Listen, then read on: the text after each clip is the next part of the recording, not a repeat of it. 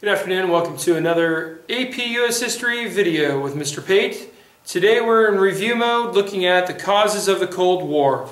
This will be followed in our next video by looking at kind of a macro landscape overview of the Cold War. Here we go. Bolshevik Revolution. This happens in 1917. The Russian Revolution occurs. Bolsheviks are looking strong. The United States is opposed to Marxism, and that is what the Bolsheviks adhere to. They're going to come to be called communists, and what's going to occur is, with this, Woodrow Wilson, the president, is going to support the White Army, which are the anti-Bolshevik forces, in this kind of civil war that develops against the Red Army forces of the Bolsheviks, and unfortunately, the White Army is going to lose. This is going to be followed by the United States not recognizing the Bolsheviks as the legitimate government of the Soviet Union. And so you can see things are off to a bad start already. Immediately, there's kind of tension and bad blood between the two countries now. Very shortly after this, in 1919, at the third annual Comintern, that's Communist International Conference, the proclamation is going to be that the goal is a worldwide takeover of communism, of everything else. The communism will take over.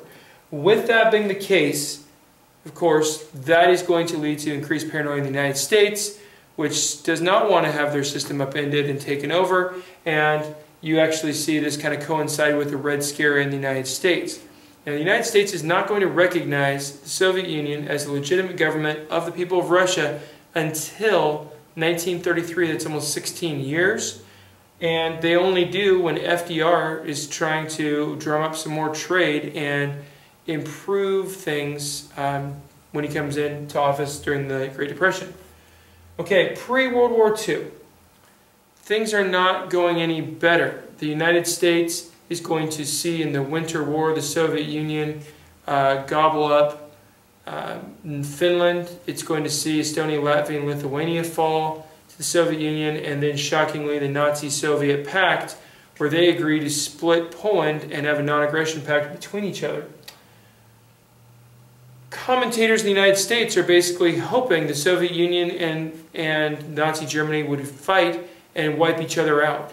So they clearly are not, people in the United States did not see the Soviet Union as a good country, a good government, doing good things that they liked during this time period.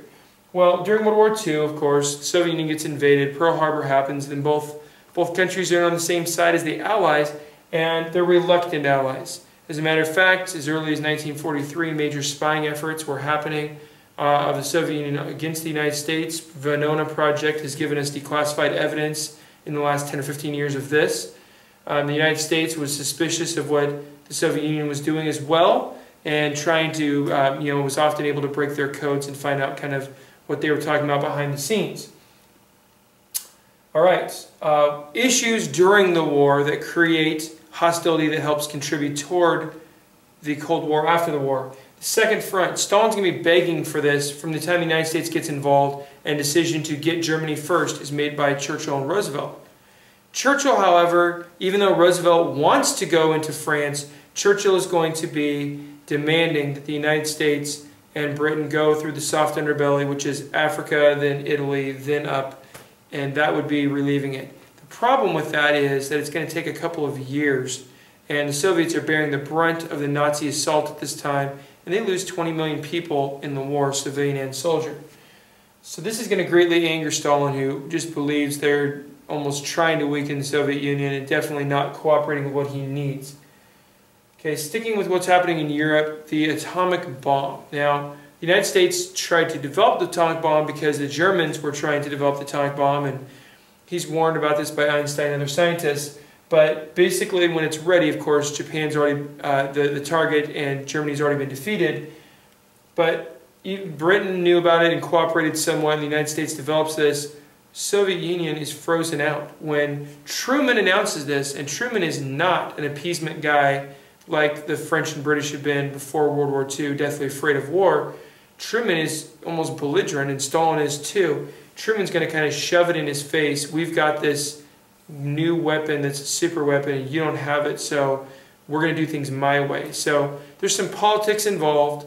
dropping the second bomb, of course, on Nagasaki, is trying to stop the Soviet invasion from advancing further because of what we'll talk about next. So there's a lot of politics and kind of brandishing your sword, so to speak, going on with the dropping of the atomic bomb and even the late announcement. Stalin is resentful that he had no idea it was even going on. Okay, now backing up a little bit, the Tehran Conference had created some conflict earlier on over the fate of what would happen in Europe, and that's kind of where we're going to be looking at now, is the fate of countries that were conquered territories or defeated nations, what's going to happen to those. The Tehran Conference, one of the sticky points was what would happen to Poland. Soviet Union says, we've been invaded 2 times through Poland. Never again. I want Poland for me. It's going to be a buffer zone against German assault. The United States is going with this grander ideology, this ideal of self-determination of all peoples. No way. We're not going to do that. So basically, Poland is a sticky point that doesn't get resolved. Going to the Yalta Conference toward the end of the war, now we have this issue where Stalin is going to promise free elections will be coming up in Eastern Europe, but then he never will follow through, and this turns out to be a big lie. And this is going to really make the United States distrustful and be one of the reasons that they dropped the second atomic bomb, right after they dropped the first one, to force surrender and stop the Soviets from gaining any more land. And rightfully so, because you see that by the time the war does end, the Soviet Union has half of the Korean Peninsula, and we still have a divided Korea today. And so that's obviously a messy situation where Stalin wanted to get as much land as he could. This was not for a buffer zone. This is just takeover. Takeover land for communism going on there. Stalin is also going to be resentful of the United States. Seeing this, is going to say, we're just taking care of Japan. Stalin wanted some northern Japanese islands and is angry to not get those. He also wanted to say in the government of Japan, and the United States is like, no way, okay, you're out. So they're going to give the Heisman to Joseph Stalin, and the United States is going to militarily rebuild and reconstruct the government and the country and infrastructure of Japan by itself.